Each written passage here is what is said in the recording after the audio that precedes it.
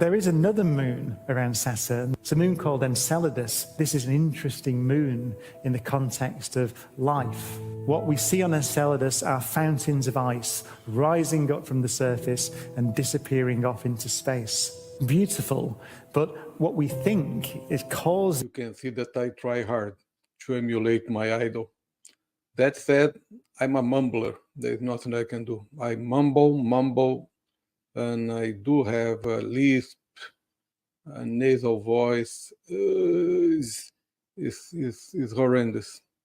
So forgive me if I use my British accent when I present my work.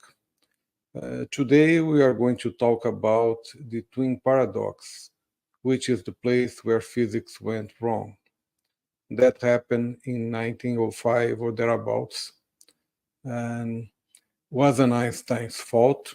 The subject is obscure, and Einstein got messed up by his own Gedanken experiment. That said, I'm here to correct it, and so let's get it on. Slide 1. Today we are going to be revisiting the twin paradox.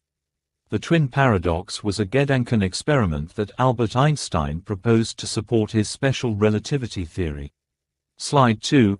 In 1905, Dr. Albert Einstein published his 3 papers. That year is celebrated as Annus Mirabilis.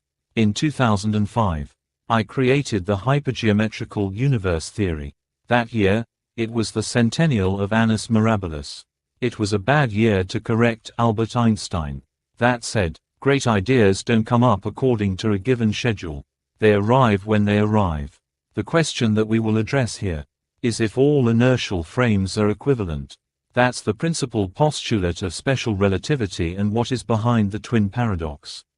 Slide 2. Einstein lived in a 3D spatial manifold, one that he didn't believe to be embedded in a higher dimensionality space.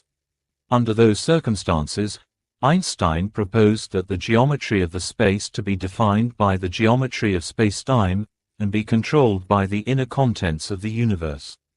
In other words, spacetime didn't have a global shape.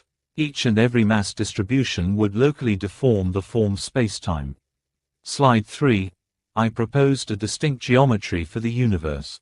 In my theory, the hypergeometrical universe theory, the universe looks like a sphere, embedded in a four-dimensional spatial manifold. It is more appropriately described as a hyperspherical hypersurface embedded in a 4D non-compact, Euclidean spatial manifold. Here you can see that when we leave the hypersurface, we can clearly see its shape. Slide 4. Let's explore further the hyperspherical hypersurface. Here you can feel yourself at position A. Look into the sky and seeing light from a galaxy at position B. Since Edwin Hubble's observations in 1929, we know that galaxies behave like dots on the surface of an expanding balloon. It is clear that this spending balloon can be mapped to the light-speed expanding hyperspherical hypersurface. Notice that this simple model allows us to predict the positions of anything we see in the sky. For example, the galaxy on position B will travel only radially to position D in the outermost hyperspherical hypersurface, our current universe.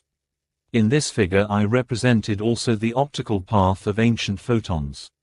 They are represented as a straight line. That said, this is a momentum mapping. The actual photon path is a curved line that is only determined by the moment of detection. The reason for that is the HU model's photons are waves on the top of much finer metric waves, called dilaton field, or metric waves. The wavelength of the dilaton field is the Compton wavelength of a hydrogen atom for gravitation and twice that value for charged particles, electrons, protons, antiprotons, and positrons.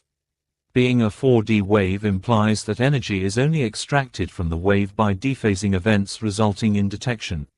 Since all particles in the universe are surfing the inner dilation layer, the 4D shockwave, and that travels at the speed of light. Slide 5. Here you can see the optical path of ancient photons. They describe a curve in the 4D spatial manifold.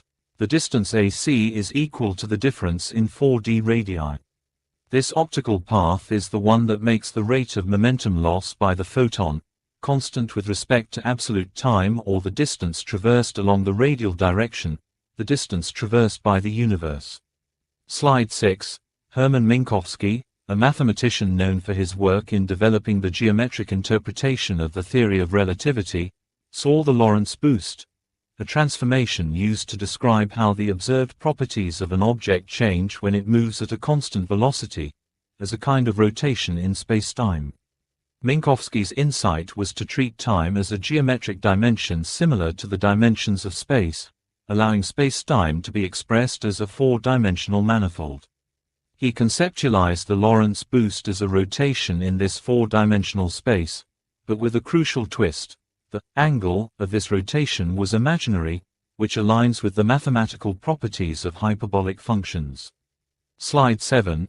Specifically, Minkowski used the idea that the hyperbolic tangent of this imaginary angle, denoted as alpha, is equal to the ratio of the velocity of the moving object v to the speed of light c, such that hyperbolic tangent of alpha is equal to v divided by light speed c. This relationship directly ties the velocity to a hyperbolic angle, reflecting the non-Euclidean geometry of spacetime under special relativity. This interpretation is particularly powerful because it unifies various effects of special relativity, like time dilation and length contraction, into a single coherent framework that describes them as geometric transformations of spacetime. Slide 8. Later, I will explain why the use of Euclidean or hyperbolic spaces or spacetime is arbitrary. In other words, a hyperbolic spacetime is not essential to the description of the universe. Slide 9. HU states that the non-traveling twin is at rest with respect to the fabric of space, green circle. This is supported by Dr. Edwin Hubble's observations. He discovered that galaxies were like dots on a balloon. The idiosyncratic absolute velocity of the Milky Way is 600 km per second or 0.2% of the speed of light. This idiosyncratic speed is due to librations around a center of mass. Slide 10. Here we show the two cross-sections of the LEHU. The right panel contains only space. There you can see a circle representing the universe along the single coordinate, single direction and the radial direction, perpendicular to our 3D universe. The left panel contains spacetime. There you can see phi, absolute time multiplied by the speed of light, and tau, proper time multiplied by the speed of light. We can also see the angle between the normal to the 3D volume of the particle and the radial direction.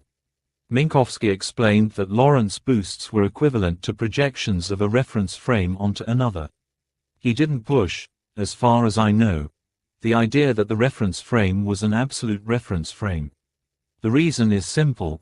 Minkowski spacetime is just the linearization, small distance approximation, where the universe is just a hyperplane moving along time at the speed of light. You might say, moving along time as any speed is nonsense. And you would be right. Minkowski spacetime only makes any sense with the addition of something traveling at the speed of light. Who proposed that something is the light speed expanding hyperspherical hypersurface, which expands within a 4D spatial manifold. The inset on the right panel, spacetime cross-section, shows that for short distances, the circles become hyperplanes and you recover Minkowski spacetime. It is clear the geometry dt, differential of absolute time, divided by d tau, differential of proper time, is equal to hyperbolic cosine of alpha. From that one can find the value for delta tau. To make the integral simpler, I considered a constant acceleration, so v is equal to a times t and hyperbolic tangent of alpha is equal to a times t divided by century. It is clear that one can minimize the importance of the accelerated sections by having a fast acceleration. Slide 11. Here we see the final value of the time interval for the first accelerated section, tau 0. Again, high acceleration minimized the influence of the accelerated sections on the final aging. Slide 12. Here you can see the Type 1a supernova data obtained by Dr. Adam Rees and his group. HU explains this data with its epoch-dependent G. As you can see, the data is perfectly fitted with just two parameters, the current 4D radius of the universe and an exponent factor of the G dependence of the absolute luminosity of the supernova. In other words, HU lifts the supernova as standard candles postulate and make the type 1a supernova G dependent. Compare this two-parameter model with the seven-parameter model called FLRW, or Standard Model of Cosmology. HU model uses only two parameters and doesn't require any dark matter or dark energy. It also doesn't require space to be stretched or display distances that are not consistent with the expected age of the universe. Only in HU, the Hubble constant is equal to the inverse of the age of the universe. In HU it is equal to c divided by the 4D radius of the universe. HU fitting yielded 14.04 billion light-years for the 4D radius of the universe and 69.69 kilometers per megaparsec second. Slide 13. The whole twin trip comprises of ramping up velocity, coasting outwards, reversing velocity, coasting back, slowing down velocity to full stop, 4 accelerated sections of no importance and 2 coasting sections at full speed versus. If these two inertial sections are equivalent to the earthly twin reference frame, the aging should be the same. The standard explanation that acceleration makes the traveling twin age is nonsensical according to Minkowski. Slide 14. Even in general relativity, time dilation is associated with only velocity. The gravitational time dilation is explained using energy conservation for a body falling from an infinite distance. At infinity, both kinetic and gravitational potential energies are null, so the total energy is zero. Their sum should remain zero at any position. That creates a relationship between velocity and distance from the gravitational source. That is the relationship that yields the equation for gravitational time dilation. Slide 15. The time delay associated with the accelerated sections of the twin trip can be minimized, leaving only the time dilation from the coasting sections. If inertial frames were equivalent, the aging process on both twins would be the same. Since they are not, we know that time dilation is real from the dilation of subatomic particle lifetimes. The basic principle of relativity is wrong. Inertial frames are not equivalent. Slide 16. How could we get it wrong for 100 years? Group thinking, the lack of a replacement model, censoring of disagreeing ideas, mine. Not realizing why all galaxies are like dots on a balloon, their idiosyncratic absolute velocities is close to zero. Slide 17. Galaxies are formed after gases travel enough of a distance to reduce their idiosyncratic velocities. In other words, atoms traveled hundreds of millions of years. Consider a hydrogen atom traveling in 4D along alpha 1. After some time, the angle alpha 1 becomes alpha 2, where alpha 2 is always smaller than alpha 1. This means that the idiosyncratic velocity diminishes as the gases traveled. Slide 18. Conversely, the reason for motion is to relax the fabric of space. HU provides the reason for motion in this universe.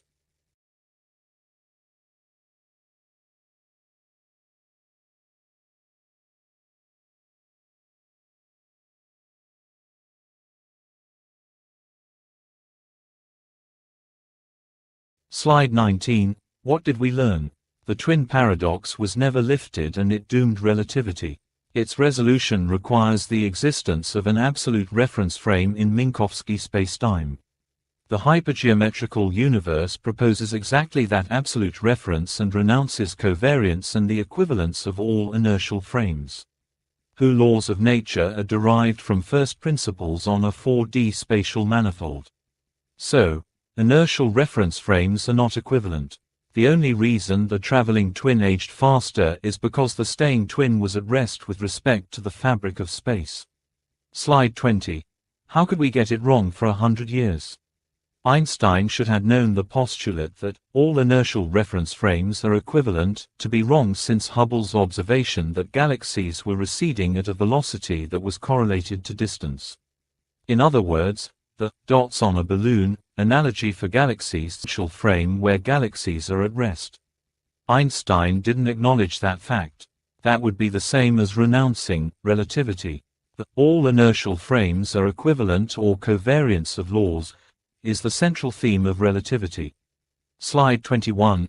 Summary: the velocity that goes into Lorentz transformations and Minkowski spacetime is the absolute velocity.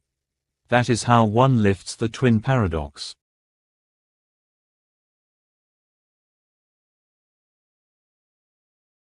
One lifts the twin paradox. Slide 22. What is next? Thank you for watching my video.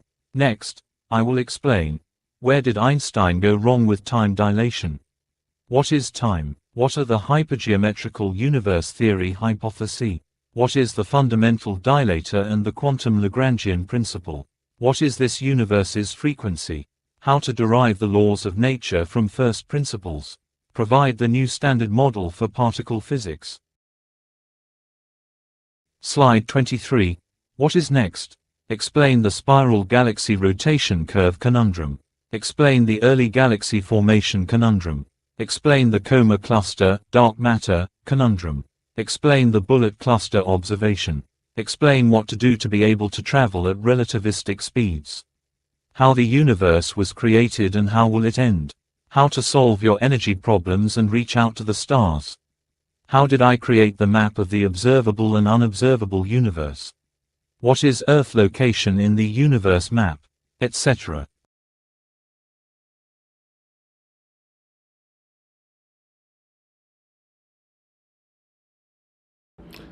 So what is the take-home lesson?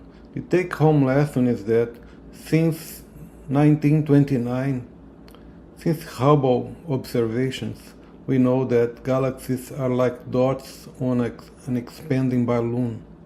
And that means that galaxies are sitting still at a reference frame. And in our reference frame, that is the hyperspherical light-speed expanding hypersurface. This means that there is a lab frame which is sitting still, has absolute zero velocity or close to it. In the case of the Milky Way, is 0.2% of c. And any relativistic object or particle will have also an absolute relativistic velocity. In other sense, there is a conflation between absolute relativistic velocity and relative relativistic velocity, because our relative reference frame is sitting still, is at rest. So that's how you solve the twin paradox. Thank you very much.